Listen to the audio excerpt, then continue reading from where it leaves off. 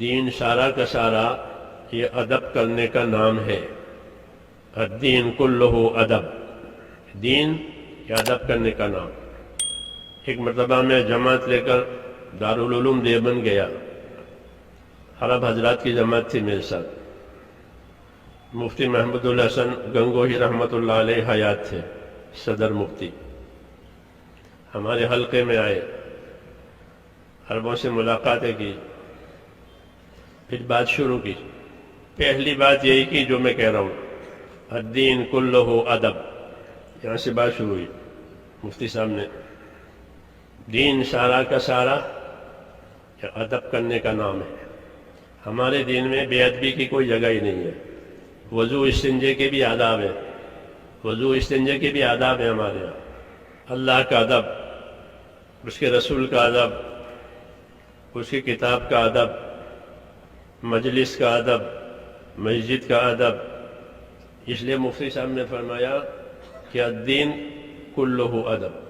بڑی فائدے کی بات ملی، علماء کی صحبت، علماء سے فائدہ اٹھانا، ان کے علوم سے، ان کے عمل سے ایسا نفع ملتا ہے جیسا زمین کو پانی سے نفع ملتا ہے۔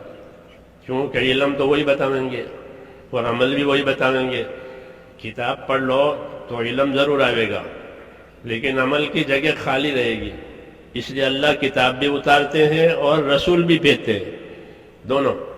کہ خالی کتاب ہی نہیں کہ معلومات ہو جائیں، لٹریچر ہو جائیں، ٹھیک ہے، اس کے ساتھ عمل کی شکل ہونی چاہیے۔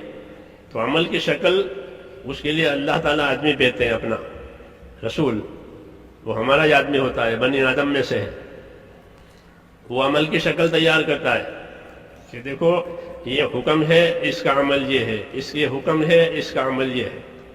ایک کتاب، ایک انسان، اس کو کہتے ہیں اتباع۔ وحی کا اتباع کرو۔ یہ کیسے؟ کہ رسول کی تابعداری سے۔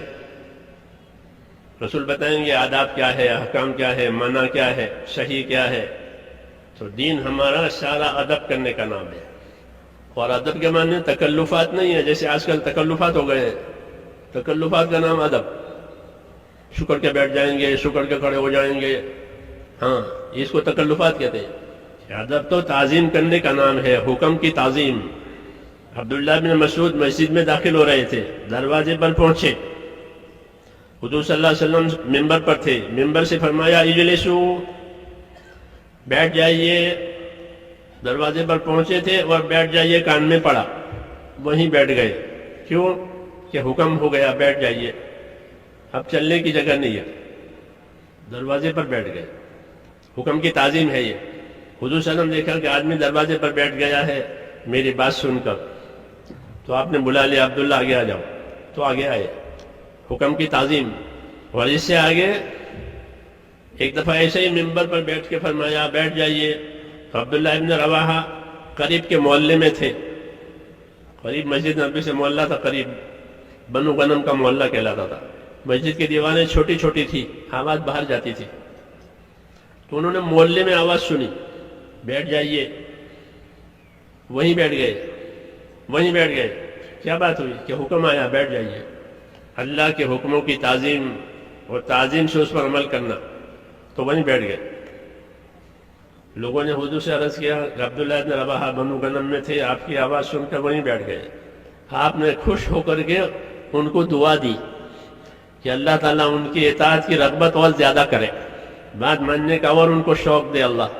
تو یہ ہمارا کام ہے میرے دوستو، یہ کوئی رسمی چیزیں نہیں ہیں، آداب ہے، احکام ہے، ذمہ داریاں ہیں، اور یہ ساری کی چیزیں ذمہ داری سے اور امانت داری سے پوری کی جائے گی، تب یہ دین بنے گا۔